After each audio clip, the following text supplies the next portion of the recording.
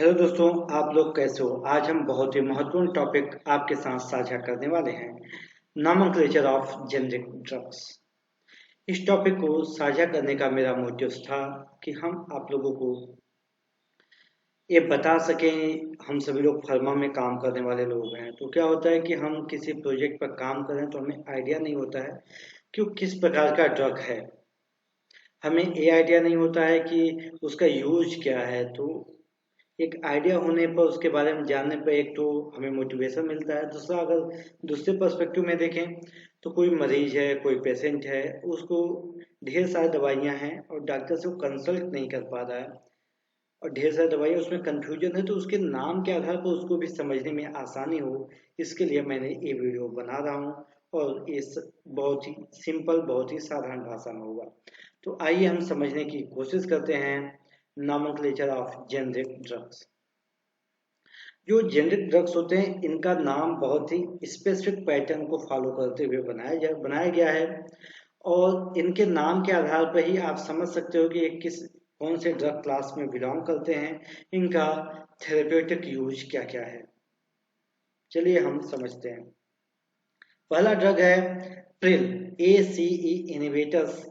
ये AC enzyme को inhibit करने पर, कंट्रोल करने से क्या होता है कि हम हाई ब्लड प्रेशर को कंट्रोल कर सकते हैं और जिसके द्वारा हार्ट फेलियर की संभावना को काफी हद तक कम किया जा सकता है। इसके दो एग्जाम्पल है, लिस्नोप्रिल और इनालाप्रिल। इसके दो एग्जाम्पल्स हैं। हम अगर दूसरे की बात करें तो दूसरा है ओलोल, जो बीटा ब्लॉकर की तरह काम करता है। ये बीटा एड्रेनर्जिक रिसेप्टर्स को कंट्रोल करता है, ब्लॉक करता है, जिसकी वजह से हार्ट का रेट कम होता है और ब्लड प्रेशर कंट्रोल हो जाता है। इससे हार्ट अटैक की समस्या आने से पहले उसको रोका जा सकता है। इसके एग्जाम्पल हैं प्रोप्रानोलोल और मेटाप्रोलोल। इसके दो एग्जाम्पल हैं। अगर अगले की बात करें, सार्टन, ए भी ए रिसेप्टर ब्लॉकर्स। ए इस इसका यूज हाई ब्लड प्रेशर को कंट्रोल करने के लिए किया जाता है। जो डायबिटिक पेशेंट का क्या होता है कि किडनी फेलियर के भी चांसेस बहुत ज़्यादा होते हैं, हार्ट फेलियर के चांसेस बहुत ज़्यादा होते हैं। तो उस कंडीशन में उनके ब्लड प्रेशर को कंट्रोल करने, जो डायबिटिक पेशेंट है, तो उनके उनके केस में ब्लड प्रेशर को कंट्रोल करने के लिए वालसर्जन और लोसार्टन यानी सार्टन ड्रग को दिया जाता है। और ये उनके किडनी को, डायबिटिक किडनी को प्रोटेक्ट करता है और हाई ब्लड प्रेशर को रिड्यूस करने के लिए इसका यूज किया जाता है। अगला हम बात करें तो स्टैटिन।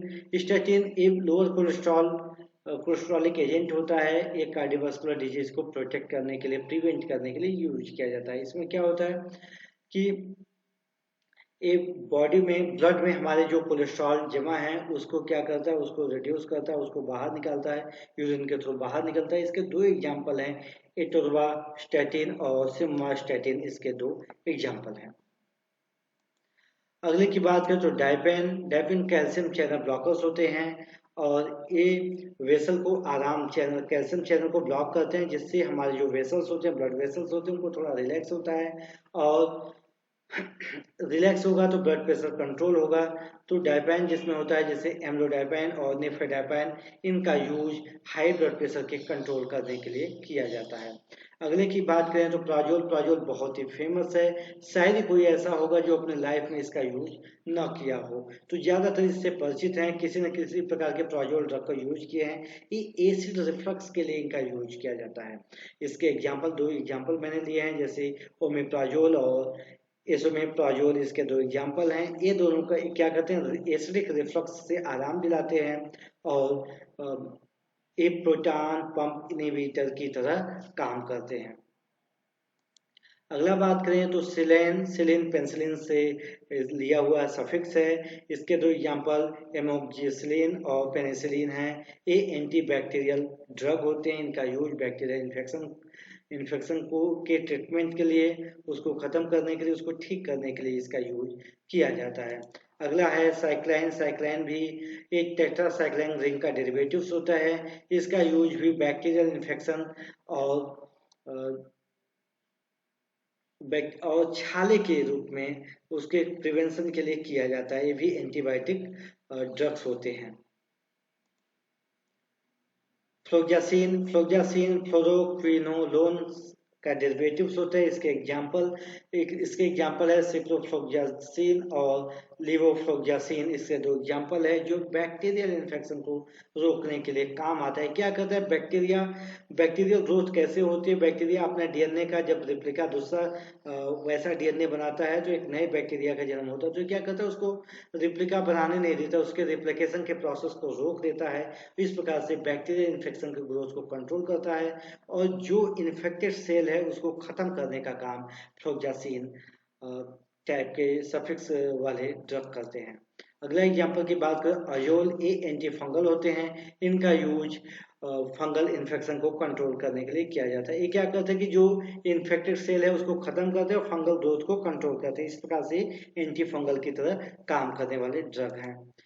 अगर हम अगले की बात करें तो वायरस VIRUS से पहले के 3 लेटर VIR लिया हुआ है। इसका यूज एंटीवायरल ड्रग के रूप में किया जाता है। इसके बहुत ही फेमस एग्जांपल में असाइक्लोविर और ओसेल्टामिविर इसका यूज किया जाता है। इसके अलावा दूसरे भी ढेर सारे एग्जांपल्स आपको आसानी से मिल जाएंगे। अब आपके लिए एक सवाल है, आप बताइएगा कोविड के लिए किस प्रकार के एंटीवायरल ड्रग का यूज किया जाता था? आप इसका नाम जरूर कमेंट बॉक्स में बताइएगा। अगला अगर एग्जांपल की बात करें तो उसका नाम है मैप।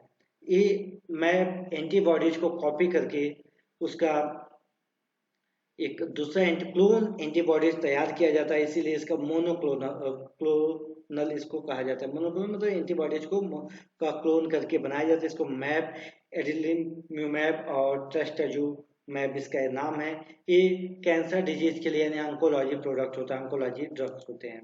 अगले की बात करें, नेप एबी काइनेज इनहिबिटर्स होते हैं जो डिफरेंट वैरायटी ऑफ कैंसर्स को कंट्रोल करने के लिए किया जाता है। जैसे सबसे फेमस एग्जांपल है इमाटिनिब, इब्रूटिनिब, एर्लोटिनिब। ये सब इसके एग्जांपल्स हैं जो एंटी कैंसर के लिए इसका यूज किया जाता है। ग्लिप्टिन DPP4 यानी कि इसका पेप्टाइडेज 4 ये एक एंजाइम होता है, उसको रोकता है और इसका यूज टाइप 2 डायबिटीज के लिए किया जाता है। इसके एग्जांपल सीटाग्लिप्टिन और सक्साग्लिप्टिन इसके दो बहुत ही फेमस एग्जांपल हैं।